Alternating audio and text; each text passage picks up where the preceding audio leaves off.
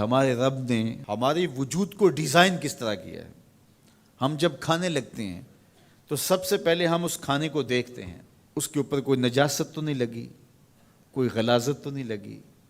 پہلے آنکھ اس کو چیک کرتی ہے، اس کے بعد پھر ہاتھ سے ہم لقمہ توڑتے ہیں یا اس چیز کو اٹھاتے ہیں تو ہمارا ہاتھ دیکھتا ہے کہ اس کے اوپر کوئی ایسی سختی تو نہیں ہے کہ جو ہمارے لیے تکلیف کا سبب ہو۔ پھر مالک نے ہماری ناک کو ہمارے منہ کے قریب رکھا ہے۔ ہماری آنکھیں دیکھتی ہیں، سونگھتی نہیں ہیں۔ ہمارا ہاتھ پکڑ کے محسوس کرتا ہے لیکن سونگھتا نہیں ہے۔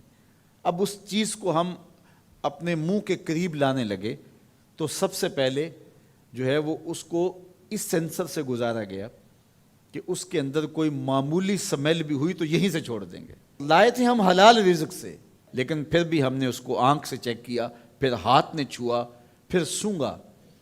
اس کے بعد پھر اب ہم زبان پہ رکھیں گے۔ اب ہمارے رب نے زبان کو 3 حصوں میں تقسیم کیا ہے۔ زبان کی جو نوک ہے اس کے اوپر نمکیات کو چکھنے کے ذائقے رکھے ہیں۔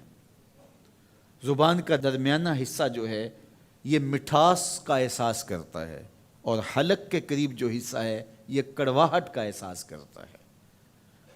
تو اب اس کو زبان پر رکھ کے چکھا کہ یہ بد ذائقہ تو نہیں ہے۔ اب زبان نے بھی کہہ دیا کہ اس کا ذائقہ بھی ٹھیک ہے۔ اب دانتوں کی چکی میں پیسا کہ اس کے اندر کوئی ایسی چیز تو نہیں ہے کہ جو تمہارے معدے پہ شاق ہو، پھر تمہارے حلق سے نیچے اترا۔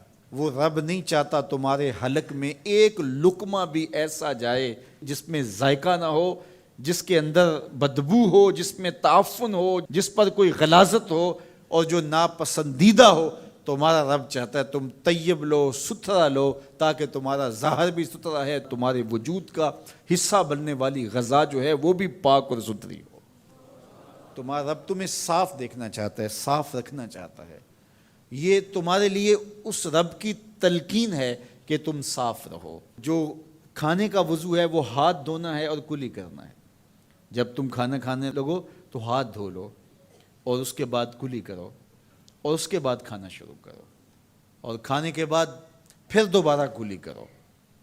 اور ہمیں بار بار مسواک کرنے کی تلقین کی گئی۔ مسواک منہ کو صاف کرتی ہے اور رب کو راضی رکھتی ہے۔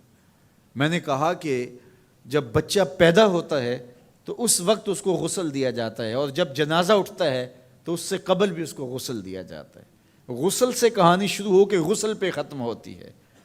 اور ادھر صفائی اور ستھرائی کی کہانی یہ ہے کہ جب تک بچہ اپنے دانت صاف کرنے کی اہلیت نہیں رکھتا اتنی دیر تک دانت ہی نہیں اگتے، اس لیے کہ اب یہ صاف نہیں کر پاتا، اور جب وہ صاف کر پائے گا تو پھر دانت اگنا شروع ہوں گے۔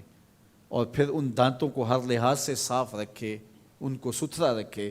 میرے اور آپ کے آقا و مولا حضور ختم المرتبت صلی اللہ علیہ وآلہ وسلم کا جب آخری وقت آیا اور حضرت اسرائیل علیہ السلام قبض روح کے لیے اجازت طلب کر رہے تھے تو حضور نے فرمایا عائشہ مسواک دو، تو حضور کو مسواک دی گئی۔ نکاحت تھی، کمزوری تھی، اور مسواک سخت تھی، تو حضور نے ارشاد فرمایا عائشہ اس کو چبا کے دو۔ تو ام المومنین سیدہ عائشہ رضی اللہ تعالیٰ عنہ فرماتی ہیں میں خوش قسمت ہوں کہ آخری لمحات میں میرا لعاب اور حضور کا لعاب مل گیا۔ تو انہوں نے چبا کے نرم کر کے حضور کو مسواک دی، اور حضور نے اس آخری وقت میں جب انتہائی نکاحت اور کمزوری تھی مسواک کی کہ میں اپنے رب کے حضور حاضر ہو رہا ہوں۔ تو ہمارے دین نے ہمیں یہ تلقین کی ہے کہ تم اپنے آپ کو بھی صاف رکھو، اپنے وجود کو بھی صاف رکھو، اپنے بالوں کو بھی صاف رکھو، اپنے لباس کو بھی ستھرا رکھو، لیکن پھر اس پہ اکتفا نہیں ہے۔ جہاں تم رہتے ہو اس جگہ کو بھی تم صاف رکھو، اپنے اطراف کے ماحول کو بھی صاف رکھو، اپنے گھر کو بھی صاف رکھو، اور اپنی گلی کو اور اپنے محلے کی صفائی کا اہتمام کرو۔